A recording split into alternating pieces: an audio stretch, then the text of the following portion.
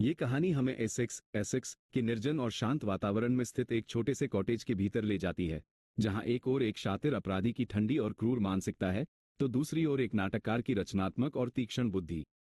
इस मनोवैज्ञानिक युद्ध का विस्तार केवल उस कमरे की दीवारों तक सीमित नहीं है, बल्कि ये दो अलग अलग जीवन दर्शनों का टकराव है। विंसेंट चार्ल्स जेरार्ड का व्यक्तित्व इस कहानी की धुरी है। वह एक ऐसा व्यक्ति है जो न केवल नाटक लिखता है, बल्कि जीवन की सबसे भीषण और जानलेवा परिस्थितियों को भी एक रंगमंचीय रिहर्सल की तरह देखने की अद्भुत क्षमता रखता है। जब एक घुसपैठिया, जो पहले से ही एक पुलिसकर्मी की हत्या कर चुका है और कानून की गिरफ्त से भाग रहा है, जेरार्ड की हत्या कर उसकी पहचान चुराने के इरादे से उसके घर में घुसता है, तो वो केवल एक भरी हुई रिवॉल्वर लेकर नहीं आता, बल्कि वह एक ऐसी योजना लेकर आता है जो पहचान के संकट और अस्तित्व की लड़ाई पर आधारित है। कहानी की गहराई को समझने के लिए हमें जेरार्ड के उस ब्रीजी सरकाज़्म, हल्के फुल्के व्यंग्य का विश्लेषण करना होगा, जो उसने मौत के सामने खड़े होकर भी नहीं छोड़ा। घुसपैठिया एक ज्वेल थीफ है, जो शारीरिक रूप से जेरार्ड जैसा ही दिखता है, और उसका मानना है कि जेरार्ड की सुसंस्कृत भाषा, उसके कपड़े और उसकी एकांत प्रिय जीवन शैली को अपनाकर वह हमेशा के लिए सुरक्षित हो जाएगा। उसे लगता था कि जेरार्ड की हत्या एक आसान काम होगा, लेकिन उसे यह नहीं पता था कि वह एक ऐसे व्यक्ति का सामना कर रहा है जिसके लिए शब्द ही सबसे बड़े हथियार हैं। जेरार्ड ने उसे एक भयानक हत्यारे के रूप में देखने के बजाय एक खराब और अनौपचारिक अभिनेता की तरह संबोधित किया।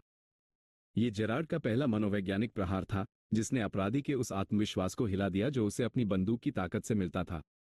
जेरार्ड ने अपराधी के हर धमकी भरे संवाद को एक घिसे पिटे नाटक का हिस्सा बताकर खारिज कर दिया, जिससे अपराधी यह सोचने पर मजबूर हो गया कि क्या वो वाकई इस स्थिति का नियंत्रण कर रहा है या वो खुद किसी और के लिखे हुए नाटक का पात्र बन गया है। जैसे जैसे यह मानसिक द्वंद्व आगे बढ़ता है, जेरार्ड अपनी कल्पनाशीलता के चरम का प्रदर्शन करता है। वो केवल समय नहीं बिता रहा था, बल्कि वह धीरे धीरे कहानी का पूर्ण नियंत्रण अपने हाथ में ले रहा था।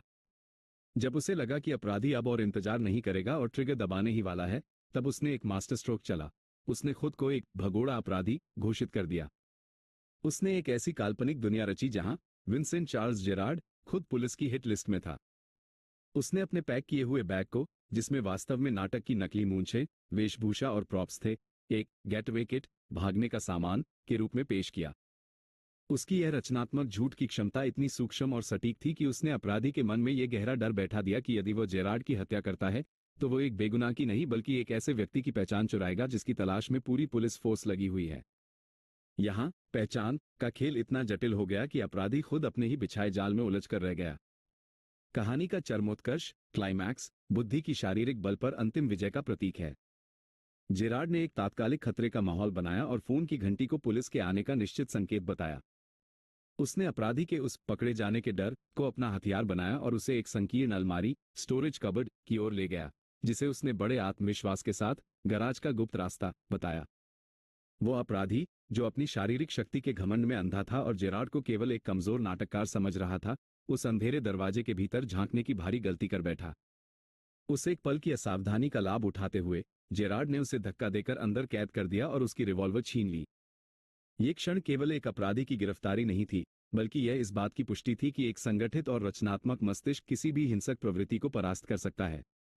अंततः कहानी का समापन एक ऐसी विडंबना के साथ होता है जो जेरार्ड के अविचलित स्वभाव को पूरी तरह स्पष्ट कर देती है। अपराधी के अलमारी के भीतर चिल्लाने और दरवाजा पीटने के बावजूद जेरार्ड शांत बना रहता है। वो पुलिस को बुलाने से पहले अपने थिएटर के संपर्क सूत्र को फोन करता है और बड़े ही मजाकिया लहजे में कहता है कि उसे अपने अगले नाटक के लिए एक शानदार और प्रामाणिक विलेन मिल गया है और वह रिहर्सल के लिए थोड़ा लेट हो जाएगा। यह अंत इस महान सत्य को उजागर करता है कि एक कलाकार के लिए उसके जीवन के सबसे कठिन और जानलेवा अनुभव भी उसकी कला के लिए केवल प्रेरणा का स्रोत होते हैं।